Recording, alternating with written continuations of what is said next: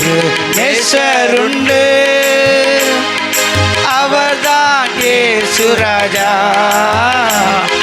எனக்கு ஒரு புகலிடம் உண்டு, அவர்தான் இயேசு ராஜா. எனக்கு ஒரு நேசருண்டு, அவர்தான் இயேசு ராஜா. எனக்கு ஒரு புகலிடம் உண்டு, அவர்தான் இயேசு ராஜா. என் அலைச்சல்களை அவர் பார்க்கிறார், என் கண்ணீரை கணக்கிலே வைத்துக் கொள்கிறார். என் அலைச்சல்களை அவர் பார்க்கிறார், என் கண்ணீரை கணக்கிலே வைத்துக் கொள்கிறார். ஏற்ற நேரத்தில் உதவி செய்கிறார், ஏற்ற நேரத்தில் உதவி செய்கிறார், உதவி செய்கிறார். அவர் நல்லவர், சர்வ வல்லவர், அன்பு நிறைந்தவர். அவர் நல்லவர், சர்வ வல்லவர், அன்பு நிறைந்தவர். வேதம் சொல்கிறது யாக்கோபின் புஸ்தகம் 1:17 நன்மையான எந்த ஈவும் அதனுடைய அர்த்தம்னா நன்மை எங்கிருந்து வருகிறதா?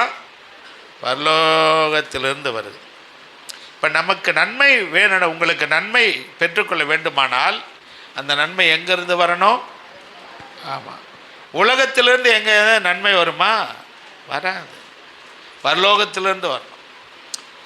அதனால் யோவான் எழுதிருச்சு, நான் அப்படியே சொல்லிட்டு போவேன். நான் வசனம் எடுத்திங்கன்னா நிறைய. யோவான் எழுதிருச்சு 1 பிலிப் என்கிற ஒரு சீஷன் நாத்தான்வேல் என்கிறதான ஒரு மனுஷனை பார்த்து, நசன்னாகி இயேசு கிறிஸ்துவ நாங்கள் பார்த்தோம், நீ வாப்பா அவரை வந்து பாருனா. அப்போ அவன் சொன்னான், அவன் கேட்டான், நாசரேத்திலிருந்து ஏதாகிலும் நன்மை வருமா என்று கேட்டான். அப்போஸ்தலர் நடபடிகள் புஸ்தகம் 10 வாசிக்கிறதான பொழுது இயேசு நன்மை 38 நன்மை செய்கிறவராய் சுற்றி திரிந்தார் என்று வேதம். அப்போது நன்மை எங்கிருந்து வரும்? பரலோகத்திலிருந்து வரும். நன்மை யாரிடத்திலிருந்து வரும்? இயேசுவினிடத்திலிருந்து வரும். அல்லேலூயா. அந்த நன்மை வர வேண்டும், எனக்கு நன்மை வேணும். அதுக்கு 3 காரியங்களை நான் உங்களுக்கு சொல்ல போகிறேன். நன்மை யாரிடத்திலிருந்தெல்லாம் வரும்? பார்த்தவன் பரவசமடைந்தான், தகப்பனால். பழகினவன் நன்மை அடைந்தான், தேவனால். அல்லேலூயா. பரிபூர்ணமடைந்தான். பழகினவன் பரிபூர்ணமடைந்தான் தேவனால். அதுக்கு அடுத்தது பரிதவித்தவன் பரிவு பெற்றான் கர்த்தருடைய ஊழியக்காரனால். அல்லேலூயா. இப்போ நன்மை வரணும் உங்களுக்கு. நன்மை எங்கேருந்து வரணும்? தகப்பனிடத்தில் இருக்கிறது. உங்களுக்கு வேண்டிய 3 காரியம். இந்த 3 யார்? பார்த்தவன் பரவசம் அடைந்தான். அவன் யார்? லூக்கா எழுதின சுவிசேஷம் 15:18 இந்த 15 ஒரு மனுஷனுக்கு 2 பிள்ளைங்க இருந்தாங்க. ஒரு மனுஷனுக்கு தம்பி 2 பிள்ளைங்க இருந்தாங்க. அந்த 2 பிள்ளைகளில் சின்ன பையன் இருக்கிறான்ல, அவன் நல்லா வளர்ந்துட்ட பிற்பாடு அவனுக்கு உலகத்து மேலே ஆசை வந்துருச்சு. அதனால் அவங்க அப்பா கிட்ட போய், அப்பா சொத்தெல்லாம் பிரித்து தாங்க, சொத்தெல்லாம் பிரித்து தாங்க, என் சொத்தை நான் எடுத்துகிட்டு நான் போக போகிறேன்னு. சரின்னு அவங்க அப்பா பார்த்தாரு. இல்லைப்பா வேண்டாம். இல்லை என் சொத்து எனக்கு வேணும். சரின்னு அப்பா பாகம் பிரித்து ஒரு பாகத்தை அந்த சின்ன பையன்கிட்ட கொடுத்துட்டார். இந்த சின்ன பையன் என்ன பண்ணால், இந்த சொத்தெல்லாம் எடுத்துகிட்டு போயிட்டு வெளியூரில் வச்சு செலவு பண்ணிட்டான். செலவு பண்ண பிற்பாடு வந்து வெளியூரில் பல பாவம் செஞ்சு எல்லா பணமும் போயிடுச்சு, சொத்தே அழிச்சிட்டான். இப்போ அவன் கையில் பணம் இல்லை. அங்கே அந்த நாட்டில் பஞ்சம் வந்துருச்சு, சாப்பிட்றதுக்கு சாப்பாடு கிடையாது. அதனால் என்ன செய்யலான்னு பார்க்க எங்கேயாவது வேலை போய் கேட்டாலும் எங்கேயுமே வேலை கிடைக்கல. கடைசியாக அவனுக்கு ஒரு வேலை கிடைச்சிது. என்ன வேலை? இதெல்லாம் தெரியுது, கேட்டு வச்சுருக்குறேன், ஆனால் படிக்கலை. இப்போ கதையை சொன்ன பிற்பாடு வண்டி மேய்க்கிற வேலை கிடச்சிது. அங்கே போனால் அந்த பன்றி தவிட கூட அவனுக்கு சாப்பிட முடியும். பன்றி தவிட எடுத்து சாப்பிட கூட வழி இல்லை. அப்போ தான் அவன் நினைக்கிறான், அட பாவி, எங்கள் அப்பா எவ்வளோ பெரிய பணக்காரரு, எங்கள் அப்பா எவ்வளோ பெரிய சொத்துக்காரரு, அவரை விட்டுட்டு சொத்தெல்லாம் பிரிச்சுட்டு வந்தேன். எங்கள் அப்பா வீட்டில் ஏராளமான வேலைக்காரர்களுக்கு எவ்வளோ நல்லா இருக்கிறாங்க, நல்லா சாப்பிட்றாங்க, நல்லா வாழ்கிறார்கள், அப்படி கூட என்னால் இருக்க முடியலையே என்று சொல்லி அவன் ரொம்ப கவலைப்பட்டு அவன் சொல்கிறான், நான் இப்போ எழுந்து போய் எங்கள் அப்பாவை பார்ப்பேன். எழுந்து போய் யாரை பார்ப்பேன்? அப்பாவை பார்ப்பேன். அல்லேலூயா, அல்லேலூயா. கர்த்தருக்குள் அன்பான தம்பிமார்களே, அருமையான வாலிப பெண் பிள்ளைகளே, உங்களுக்கெல்லாம் சொல்கிறேன், உங்கள் அப்பா உங்கள் அம்மா இந்த உலகத்தில் உங்களுக்கு கர்த்தர் கொடுத்த பொக்கிஷம். ஆமென், அல்லேலூயா. அவர்களை அலட்சியமாக பார்க்கவோ அவரிடத்துலேருந்து பணம் பெற்றுக்கொள்வதற்கு மட்டும் அப்பா அம்மா கிடையாது. கடைசி வரைக்கும் அவங்கள பாதுகாக்கணும். கர்த்தருக்கு சோதனை. தகப்பன் சொல்லை கேளாமல், தகப்பனுக்கு செவி கொடுக்காமல், தகப்பனோடு வாழ பிடிக்காமல், அப்பாவோடு வாழ்வதற்கு ஒப்புக்கொள்ளாமல், அப்பாவிடத்திலிருந்த சொத்தெல்லாம் வாங்கி கொண்டு போனவன் எல்லாவற்றையும் இழந்து போயிட்டான். கர்த்தருக்கு சோதனை. என்னுடைய அர்த்தம், நீங்களும் நானும் அருமையான பிள்ளைகளுக்கு சொல்கிறேன், உங்கள் குடும்பத்தை விட்டு பிரிஞ்சு போகணுன்னு எப்போவுமே நினைக்காதீங்க. குடும்பத்தோடு வாழ கற்றுக்கொள்ளும். அது மாத்திரமல்ல, நம்ம எல்லாருக்கும் ஒரு அப்பா இருக்கிறார், பரலோகத்தில் இருக்கிற பிதா. ஆமென், அல்லேலூயா. அந்த அப்பாவை விட்டு எங்கேயுமே எங்கே போனாலும் நமக்கு இருக்கிறதெல்லாம் எடுத்துகிட்டு போயிட்டு அவரை விட்டுட்டு நம்ம வெளியே போனால் நாம் இருக்கிறது எல்லாவற்றையும் இழந்து போய் விடுவோம். அல்லேலூயா. நன்மையெல்லாம் இழந்து போய் விடுவோம், சந்தோஷமெல்லாம் இழந்து போய் விடுவோம், சமாதானமெல்லாம் இழந்து போய் விடுவோம், வறுமையிலும் கஷ்டத்திலும் துன்பத்திலும் இக்கட்டான நிலைமையிலும் அகப்பட்டு கொள்வோம். கடன் கூட நமக்கு யாரும் கொடுக்க மாட்டாங்க. உன்னை நம்பி நான் கடன் கொடுப்பேனா? ஐயையோ, வரவே வராது. ஒரு 5 ரூபா கடன் வாங்க என்னால் முடியல. பிரைஸ்லாட். ஒரு 5 ரூபா கடன் வாங்க என்னால் 5 ரூபா கூட கொடுக்கறதுக்கு ஒரு ஆள் கூட எனக்கு இல்லை என்ற நிலைமை. காரணம், இப்படிப்பட்ட நிலைமையில் வாழ்கிறவர்கள் யார்? எல்லாவற்றையும் இழந்த நிலைமையில் வாழ்கிறவர்கள் யார்?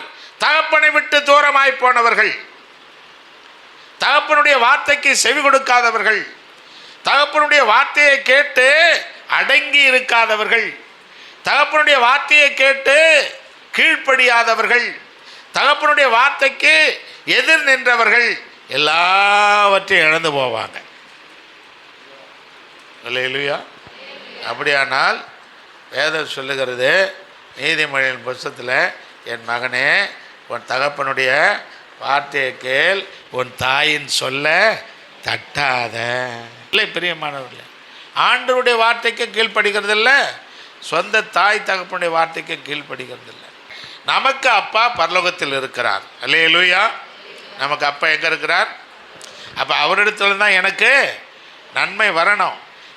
நன்மை வந்தது, அது எல்லாவற்றையும் எடுத்துக்கொண்டு போய் நான் வீணாக்கி விட்டேன்.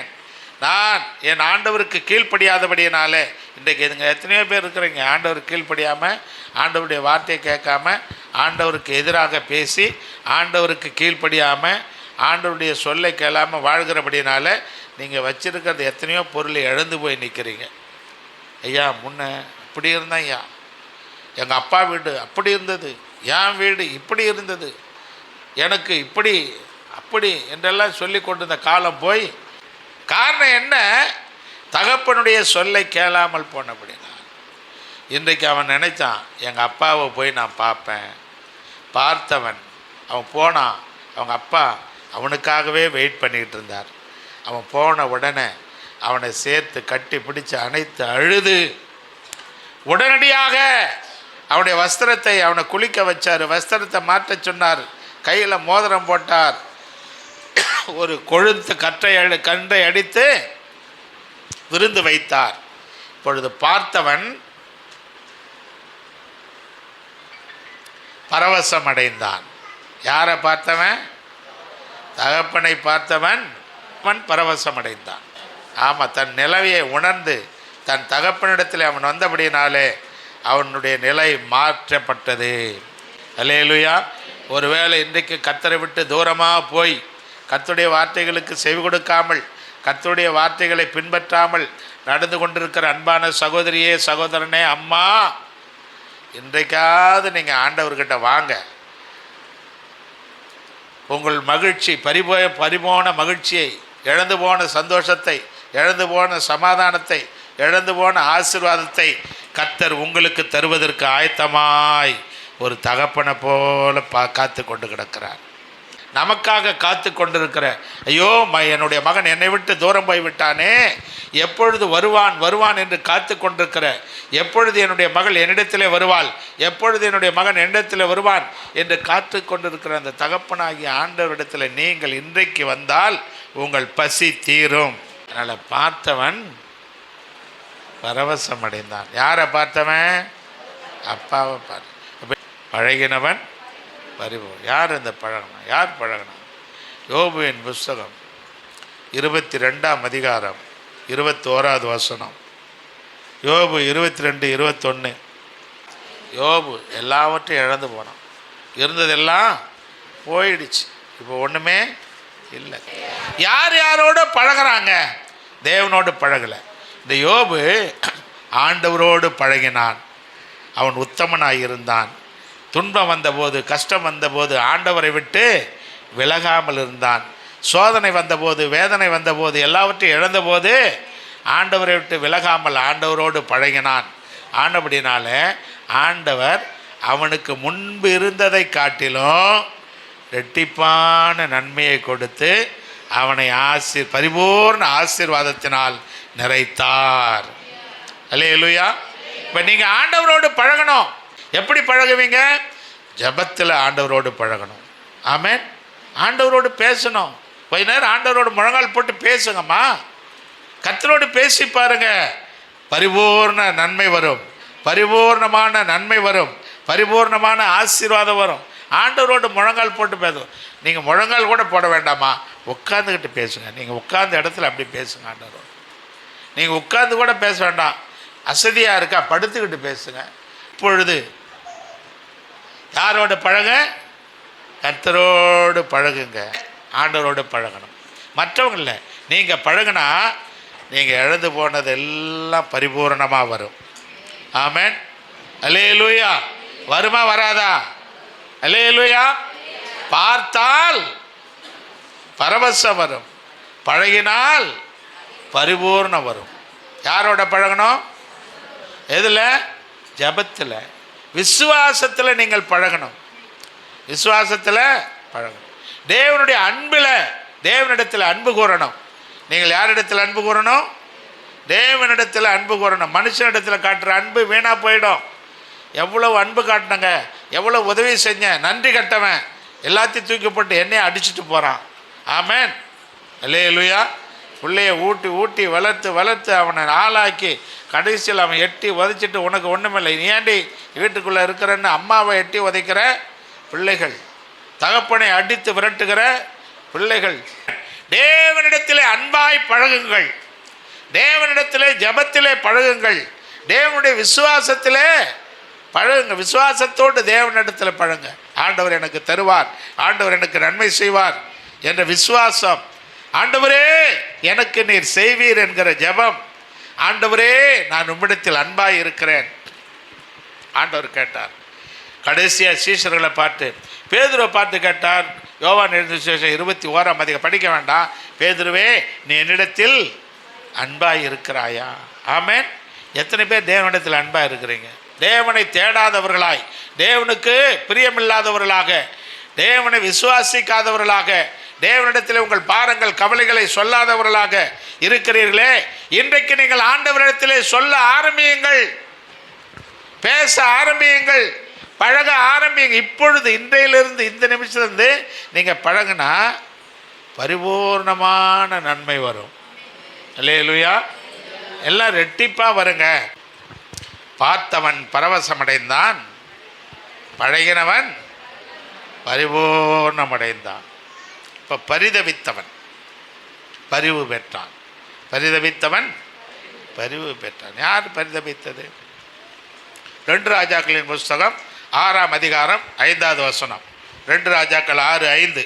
இங்கே என்ன சம்பவம் தெரியுமா? அங்கே இருந்த வீடு பத்தலைங்க. அதனால் என்னெல்லாம் சொன்னால் தீர்க்கதரிசி எலிசாவிடத்தில் நாங்கள் வீடு கட்ட போகிறோயா, அதனால் மரம் வெட்ட போகிறோம் வாங்க. அதில் ஒருத்தன் சொந்த கோடாரி இல்லை அவனுக்கு, சொந்தமாக ஒரு கோடாரி இரவலாக ஒரு கோடாரி பண்ண மரம் வெட்டினான். வெட்டும்போது அந்த கோடாரி தவறி எதுக்குள்ளே விழுந்துருச்சு? தண்ணிக்குள்ளே விழுந்துருச்சு. அப்போ தான் அவன் அழறான், பரிதவிக்கிறான். ஐயோ ஆண்டவனே, நான் இரவலாக வாங்கிட்டு வந்தேன் ஐயா. இரவலாக வாங்கிட்டு வந்த கோடாரி என்ன செஞ்சிருச்சு? தண்ணிக்குள்ளே விழுந்துருச்சுன்னு கதறான், அழறான். கர்த்தருக்கு ஸ்தோத்திரம். இன்றைக்கு அவன் என்ன செய்ய கதறான். அப்போ பக்கத்தில் அவன் ஊழியக்காரர் அவன், ஏன்டா அழற, எதுக்கப்பா? நான் இரவலாக கோடாரி வாங்கிட்டு வந்தேன், விழுந்து போய். அப்போ அவன் கேட்குறான், எந்த இடத்துல விழுந்தது? இந்த இடத்துல தான். அவன் காட்டின உடனே அங்கே ஒரு கொம்பை வெட்டி அந்த ஊழியக்காரன் போடுறான். உடனே இரும்பு கோடாரி மேலே மிதக்குது. கையை நீட்டி உன் கோடாரி எடுத்துக்கொள்ளப்பான். ரைசலா. உடனே அவன் பரிதவித்தவனுக்கு பரிவு காட்டினான். பரிவு என்றால் இரக்கம், இரக்கம் பெற்றான். பரிதவிக்கிறவனுக்கு என்ன கிடைத்தது? இரக்கம், பரிவு கிடைத்தது. பரிவு என்ற தமிழ் சொல்லுக்கு இரக்கம் என்பது பொருள். கர்த்தருக்கு ஸ்தோத்திரம் உண்டாகட்டும். எனவே அன்பிற்குரிய அன்பான தேவனுடைய பிள்ளைகளே, இந்த காலை நேரத்தில் உங்களுக்கு சொல்கிறேன், போயிடுச்சா? இழந்து போய்விட்டீர்களா? பரிதவிக்கிறீர்களா? ஐயோ நான் வச்சுருந்ததெல்லாம் போயிடுச்சே. கர்த்தருக்கு ஸ்தோத்திரம். பயப்படாதீங்க. உங்களுக்கு பக்கத்தில் கர்த்தர் ஒரு ஊழியக்காரரை வச்சிருக்கிறார். ஆமென். அல்லேலூயா. உங்களுக்கு ஒரு குறை உண்டானால் யார் இடத்துல சொல்லணும்? உடனே ஒரு ஃபோனை போட்டு, ஐயா இந்த பிரச்சனையில் இருக்கிறேன், உடனே ஒரு ஜெபம் பண்ணுவார். உடனே அவர் என்ன பண்ணுவாருங்க? அவர் ஜெபம் பண்ண உடனே உங்களுக்கு இருக்கிற பிரச்சனை மாறும். Praise the lord. அல்லேலூயா. அவன் கோடாரி விழுந்து போச்சு, அலறான், அழறான், பரிதவிக்கிறான். அப்படிப்பட்ட நேரத்தில் அவன் பக்கத்தில் இருந்த ஊழியக்காரன் தான் அவனுக்கு உதவி செஞ்சான். அல்லேலூயா.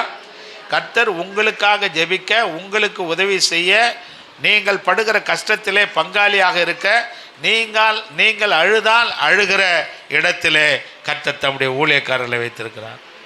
நீங்கள் எப்பெல்லாம் பரிதவிக்கிறீர்களோ, எப்பொழுதெல்லாம் அழுகிறீர்களோ, எப்பொழுதெல்லாம் கூக்குரலிடுகிறீர்களோ, எப்பொழுதெல்லாம் வேதனைப்படுகிறீர்களோ, எப்பொழுதெல்லாம் வியாதிப்படுகிறீர்களோ, எப்பொழுதெல்லாம் குறைவுபடுகிறீர்களோ, எப்பொழுதெல்லாம் நெருக்கப்படுகிறீர்களோ, எப்பொழுதெல்லாம் உங்களுடைய காரியம் உங்களுக்கு எதிராய் மாறுகிறதோ, அப்பொழுதெல்லாம் உங்களுக்கு உதவி செய்ய கர்த்தர் தம்முடைய ஊழியக்காரர்களை இங்கே வைத்திருக்கிறார்.